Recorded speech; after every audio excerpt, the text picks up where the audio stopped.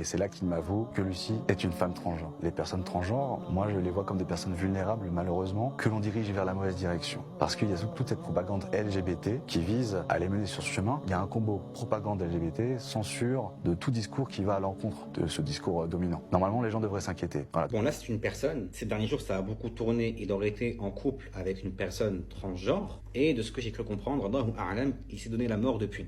Il y a une propagande depuis ces dernières années en Occident, on le voit toujours, surtout nous en tant que musulmans, qui est le LGBTisme qui se propage à un grand niveau.